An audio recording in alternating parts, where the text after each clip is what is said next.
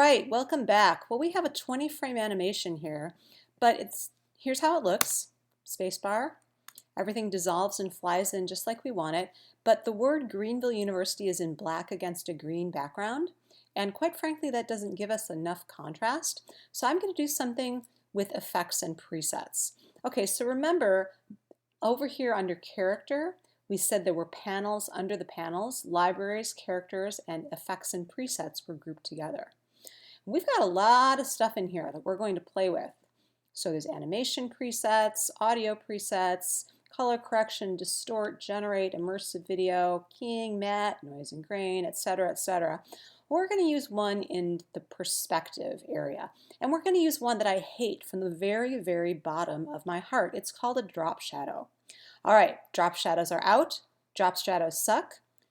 Never use drop shadows unless you absolutely have to and your client demands it. All right, in this case, the only reason I'm showing it to you is because in this case, something needs to make that Greenville University black separate from the green background. All right, so I'm actually going to apply a white drop shadow to it.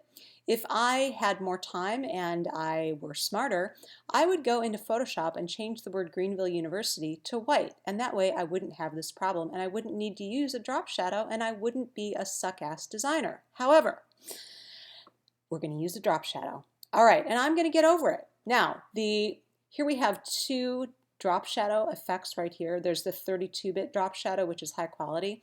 We don't really care about that. All we're going to do is take the drop shadow, original drop shadow, and I'm going to drag it onto the Greenville University graphic. And immediately I get this new menu over here, Effect Control. So this now pops up where my footage used to be.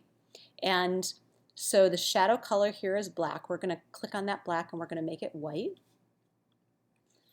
And we're going to make the distance, I can't see it, so we're going to make the distance a little bit greater. It's 13 pixels. And I'm going to make the softness about 35. All right, so now that pops a little bit.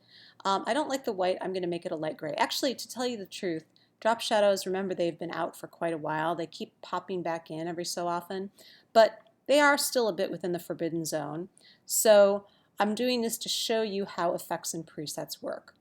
Now, what else might require a little tweaking? How about the word welcome?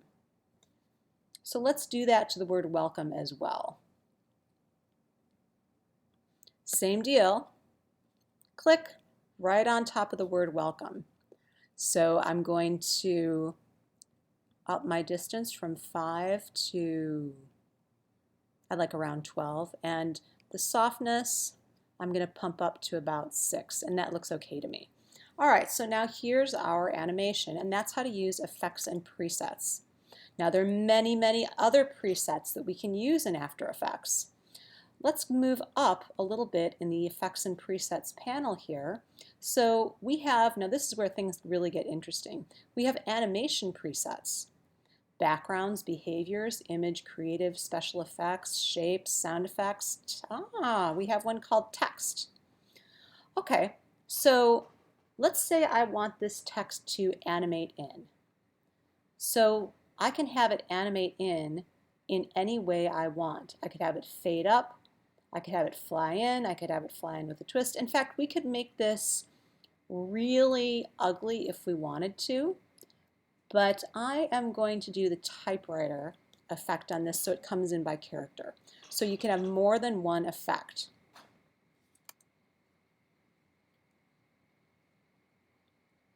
Okay, so that's a little slow of an effect. We can we can actually work with the timing if we want. The timing of that effect is a little slow, but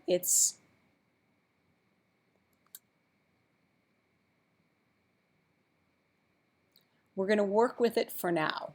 Okay, so now it is a lot of fun to play with effects and presets, but I don't necessarily want you to become dependent on them. However, they're there for these first few animations to give you something to work with so that you can create an animation.